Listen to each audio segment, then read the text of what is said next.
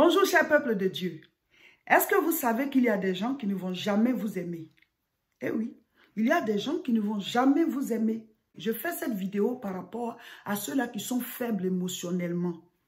Il y a des gens toute leur vie qui ont envie de plaire à quelqu'un, qui ont envie de satisfaire quelqu'un, qui ont envie d'attirer l'attention d'une personne, voilà, soit un ami, soit un collègue, soit un patron, soit voilà, quelqu'un de ta belle famille, ou alors en tout cas, il y a quelqu'un, ou bien des gens que tu aimerais impressionner, tu fais tout ce que tu peux pour pouvoir voilà, avoir l'attention de cette personne, un peu de sympathie, un peu d'affection, voilà, un peu d'amour, un peu, voilà, que la personne puisse au moins t'apprécier. Je veux vous dire, il y a des gens avec qui ça marche. Voilà, au départ, la personne ne t'avait pas bien vu, elle n'avait pas bien compris certaines choses, elle t'avait pas vu, voilà, elle t'avait pas bien apprécié au départ. Donc, tu peux poser des actes pour pouvoir mettre de l'amour, voilà, dans le cœur de cette personne par rapport à toi, ou bien, voilà, essayer d'arranger un peu vos relations. Oui, il y a des gens avec qui ça marche, mais il y en a avec qui ça ne marchera jamais. Quel que soit ce que tu vas faire, elle ne va jamais t'aimer, cette personne-là. Elle ne va jamais t'apprécier. Elle ne va jamais te porter dans son cœur. C'est cela qu'on appelle les non-consommateurs absolus. Les non-consommateurs absolus en marketing, là. Ça dit qu'il y a des gens qui ne vont jamais acheter ton produit. Quel que soit ce que tu vas faire, quel que soit ce que tu vas dire, quel que soit ce que tu vas, comment tu vas le présenter, quel que soit ce que tu vas raconter sur le produit, ils ne vont jamais acheter. Parce que ça peut être une raison spirituelle, une raison religieuse, une raison par rapport à un certain physique, ou à quelque chose. En tout cas, la personne a certaines valeurs qui font que ça là, elle ne va jamais acheter. Donc, il y a des gens aussi autour de nous là, qui sont nos non-consommateurs absolus.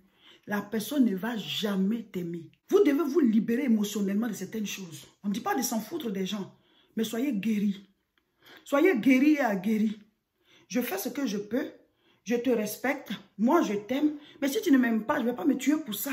Si tu ne m'aimes pas, je ne vais pas devenir gauche pour ça. Si tu ne m'aimes pas, je ne vais pas moi-même me créer des problèmes et puis être lourde et puis transporter de mauvaises émotions. Je suis désolée, tu ne m'aimes pas, mais je m'aime moi-même. Tu ne m'apprécies pas, mais moi-même je m'apprécie. Soyez les premières personnes à vous aimer là. Vous devez être les premières personnes à vous aimer. Mais c'est parce que vous-même, vous ne vous aimez pas suffisamment qu'il suffit que quelqu'un ne vous aime pas. Déjà, vous êtes déjà stressé, vous êtes déséquilibré. On ne dit pas d'avoir un complexe de supériorité ou bien d'être orgueilleux, regarder les gens, prendre les gens du haut, ce n'est pas de ça que je parle. Hein. Mais vous devez savoir que Dieu, là, il nous a créés, il nous a regardé comme ça, puis il nous a créés. À son image, à sa ressemblance. Donc, tu es une image de Dieu. Chacun de nous est l'image de Dieu. Donc, si quelqu'un ne t'apprécie pas, c'est son problème. Quelqu'un ne t'aime pas, c'est son problème. Mais toi-même, il faut t'aimer. Il faut avoir confiance en toi. Regarde-toi, puis sois content. Je suis une belle créature de Dieu. Je suis une bonne créature de Dieu. Je suis intelligente, je suis intelligent.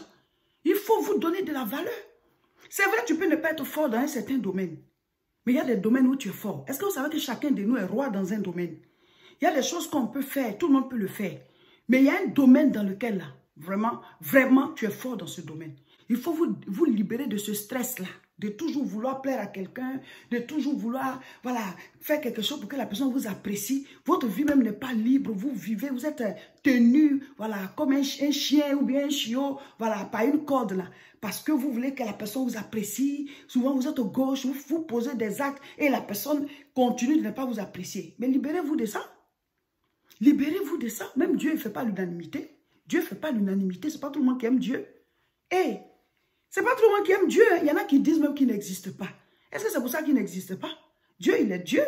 Que tu crois ou pas, lui, il existe. Donc Dieu, là, il n'est pas stressé par ça.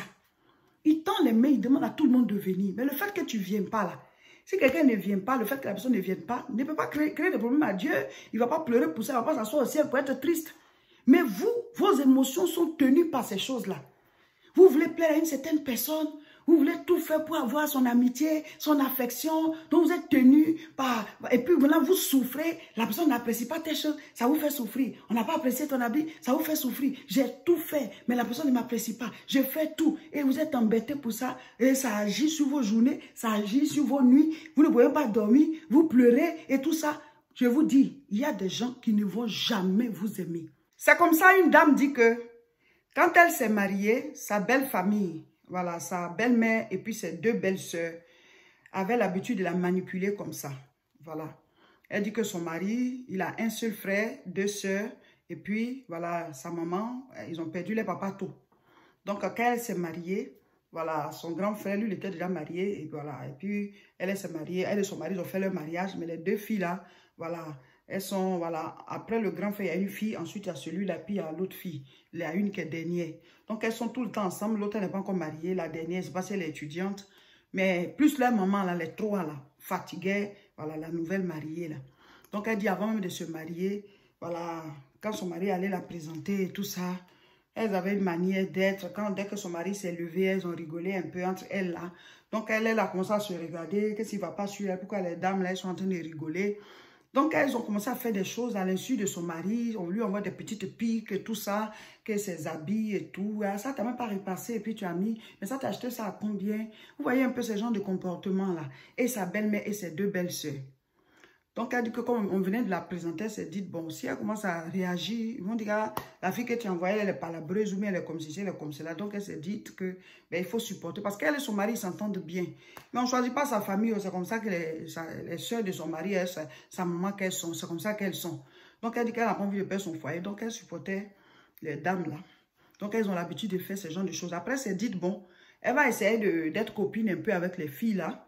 Donc, elle a commencé à faire des cadeaux et tout ça là. Elle prépare, elle ramène à la belle-mère, vient, l'aide à faire son ménage, jouer un peu la bonne belle-fille. Elle dit tout ça, ça ne marche pas. La belle-mère a toujours un nez. Genre, c'est comme si la fille là n'est pas à la hauteur de marier son fils et tout ça. Et un peu, son fils aussi a commencé à se rendre compte que c'est comme ça qu'on traitait sa fiancée. Et après, ils ont fait leur mariage. Et après le mariage, ça continue. Donc, elle dit que quand ils font les rassemblements comme ça, voilà, de famille ou bien une cérémonie, puis se retrouvent, ces 2 belles sœurs-là, elles ont toujours une manière de faire comme si elle n'a pas le style en fait. Ou alors, elle n'est pas trop belle ou bien elle n'a pas bien fait ses cheveux. Elle dit quel que soit ce qu'elle fait, les dames là vont toujours la traiter d'une certaine manière. Et comme son mari a commencé à se rendre compte, là, un certain moment, il a fait asseoir pour dire que moi, c'est moi qui t'ai épousée. Heureusement qu'elle a un bon mari, hein, que je vois un peu les mouvements de mes soeurs et puis ma maman. Mais je vais te dire quelque chose. Moi, je t'aime tel que tu es ma femme. Tout ce qui est sur toi me plaît et tout ça. Il faut les laisser. Tu as fait trop d'efforts, laisse-les comme ça. Et après, la femme du grand frère de son mari aussi l'a appelée pour la conseiller parce qu'elle dit qu'elle était malheureuse. Tellement elle voulait plaire à ses belles-sœurs et à sa belle-mère. Elle faisait tout ce qu'il fallait. Et l'autre dame aussi lui a dit, ma chérie, comment elle a intégré la famille là, c'est comme ça ils m'ont fait. Mais moi, là, je n'ai pas duré dans ça. Hein. Quand j'ai vu que c'est comme ça, elles sont là. Je suis restée dans mon coin. Je fais juste ce qu'il faut. Et puis, c'est tout. Ce n'est pas elle que j'ai épousée. Je ne les insulte pas. Je ne leur manque pas de respect. Mais quand elles me voient aussi là, il y a des choses qu'elles ne peuvent plus me faire. Parce que j'ai compris ça très vite. Donc, elle dit, elle au départ, elle n'a pas compris comme ça. Et puis, elle n'a pas ce caractère-là. C'est une fille simple. Mais son mari lui a dit, non, non, non, je ne veux plus que tu te laisses marcher dessus par mes 2 sœurs. Ma belle-mère, ta belle-mère, ma maman. Bon, fais un effort. Moi aussi, je vais parler avec elle. Mais mes sœurs, là, il faut leur tenir tête. Elles n'ont qu'à aller chercher le mari aussi pour se marier. Qu'elle te lâche les baskets, tu te donnes la permission. Donc, c'est comme ça qu'elle s'est révoltée. Elle dit, elle ne les insulte pas. Mais elle est là maintenant. Elle a confiance en elle. Vous avez vos ailes là. Mais je m'en fous de ça. Et c'est comme ça qu'elle s'est libérée, voilà, du poids de ses 2 belles-sœurs. Et la belle-mère aussi a commencé à se calmer parce que son fils lui a parlé pour dire, qu'est-ce que tu veux, maman? Tu dis, il n'y a pas me marier. Je me marie maintenant. Tu as une manière de traiter ma femme. Elle dit, qu'est-ce que j'ai fait? Il dit, mais elle n'est même pas à l'aise, la fille. Elle est tout le temps en train de trembler, qu'elle te voit chercher à te plaire. Tu es là, tu es tout le temps en train de vous moquer d'elle avec mes soeurs. Elle m'a encore cherché le mari aussi. Il a parlé comme ça à sa maman là. Elle dit, ah, il faut laisser, je vais leur parler. Et donc, tu savais que ce n'était pas bien. Toi, tu es femme, tu fais ça. Et celle-là va faire les enfants, c'est la maman de tes petits-fils. Vous voyez, il y a des gens comme ça. Donc, elle dit qu'elle a tout fait, mais les gens la traitaient bizarrement. Il y a des gens qui ne vont jamais vous aimer. Dans un certain moment, il faut être aguerri de ça. Pas que tu vas te révolter, devenir mauvaise, méchante comme eux, ou bien méchant comme eux, mais il faut te prendre en charge pour te dire, mon cher, je fais ce qu'il peut, mais je ne vais pas me tuer pour vous. Hein. Je ne vais pas me découper à manger pour vous. C'est la vie, Dieu nous envoie sur la terre. Forcément, on a des interactions, mais vous n'allez pas me prendre la tête avec tout ça. Chacun a sa vie. Vous comprenez? À un certain moment, il faut se sévrer de ces choses-là. Et maintenant, vous prenez votre vie en main, vous vivez votre vie. On ne peut pas être parfait, on ne peut pas avoir une beauté parfaite, on ne peut pas avoir un style parfait, on aura forcément des défauts. Donc, si quelqu'un ne t'aime pas, il ne t'aime pas, c'est son problème. Vous comprenez? Dieu t'aime déjà, c'est suffisant. Alléluia. Donc, je ne dis pas de vous en foutre des gens, hein, Mais il y a des gens qui vous tiennent de manière émotionnelle. Ils montrent qu'ils ne vous aiment pas là. Montrez-leur que vous-même là, vous vous aimez. Vous-même là, vous vous aimez. Vous vous prenez en charge, vous prenez votre vie en main. Ils vont finir par vous aimer ou alors ils quittent sur votre chemin. Dieu ne fait pas l'unanimité. Je m'en fous, tu ne m'aimes pas, c'est ton problème. Mais moi, je m'aime. C'est pour ça que vous devez vous aimer, vous devez avoir confiance en vous. Vous devez vous apprécier, vous devez vous accepter. On n'a pas choisi notre corps, on n'a pas choisi notre pays, on n'a pas choisi notre origine, on n'a pas choisi nos parents. Il y a des choses que Dieu nous a données, on apprécie, on est content, au moins nous on est nés. Il y a des enfants qui n'ont même pas vu le jour. Donc bénissons le Seigneur vivant, mais quelqu'un va te tenir émotionnellement parce qu'il ne t'aime pas, il ne t'apprécie pas. Souvent c'est ton patron, souvent c'est voilà, ton voisin ou ta voisine, ou alors c'est dans un cercle d'amis, il y a quelqu'un qui ne te supporte pas, qui est toujours en train de te créer des problèmes, ou alors dans la famille, un cousin, une cousine, une tante qui ne t'apprécie pas, qui est toujours en train de faire quelque chose, ce que tu fais on ne t'aime pas, ou bien dans ta belle famille, ou bien au boulot. Mais attends, mon cher, à un certain moment, il faut se sévrer de ça. Il faut se sévrer de ça, tu te prends en charge, toi-même tu t'aimes, tu te regardes, tu dis gloire à Dieu, je vis et tu évolues. Mais vous êtes là, vous pleurez, ça vous fait mal, j'ai fait tout, telle personne ne m'aime pas, et que ça ce qu'elle fait, elle ne m'aime pas, et que ça ce qu'elle fait, elle me rejette. Mais alors, Dieu est témoin que tu as tout fait.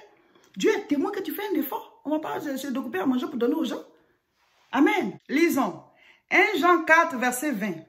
Si quelqu'un dit « j'aime Dieu » et qu'il haïsse son frère, c'est un menteur. Car celui qui n'aime pas son frère qu'il voit, comment peut-il aimer Dieu qu'il ne voit pas? Voilà. Donc, je parle à ceux qui n'aiment pas les autres, qui n'apprécient pas, qui ont une haine.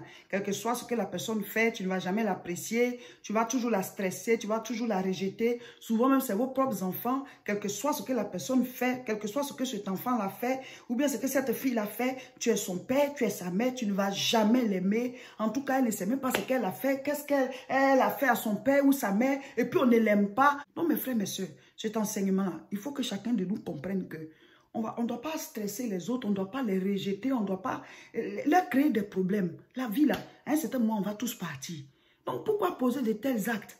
Des gens font tout pour avoir votre amour, votre affection. Mais non, vous allez leur créer des problèmes, vous allez les stresser du regard, vous allez les rejeter. Quel que soit ce qu'ils font, vous n'allez pas réagir, vous allez toujours les rejeter.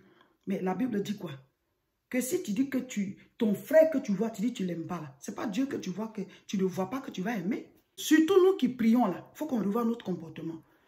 Il y a des gens autour de nous qui veulent bien, voilà, qu'on les apprécie. Ils font tout, mais on ne les apprécie jamais. On les rejette, on leur crée des problèmes. Pourtant, la personne fait des efforts. Non, on n'est pas Dieu, on n'est pas Dieu, on est tous des êtres humains. Donc mes frères, mes soeurs, revoyons notre comportement. Il y a des gens, quel que soit ce que tu fais, ils ne vont jamais t'aimer. Donc toi, il faut t'aimer, prends-toi en charge et libère-toi émotionnellement et vis ta vie. Voilà, chers frères et sœurs, c'était le partage du jour. La prochaine prière en direct, c'est le mercredi 4 août. Le mercredi 4 août, à 12 h, nous serons en direct pour prier. Voilà. Donc, connectez-vous, c'est sur nos deux chaînes. La première, c'est La Moisson TV sur YouTube et l'autre, c'est Réseau International Richesse sur Facebook. 12 h heure de France, connectez-vous, on va prier. Je suis pasteur Seka Olga de l'église La Moisson de France. Nous prions à Tourcoing, c'est tous les dimanches à partir de 10 h. Rejoignez-nous. YouTube, c'est La Moisson TV. Facebook, c'est Réseau International Richesse. Voilà, abonnez-vous à ces deux chaînes et partagez massivement cette vidéo.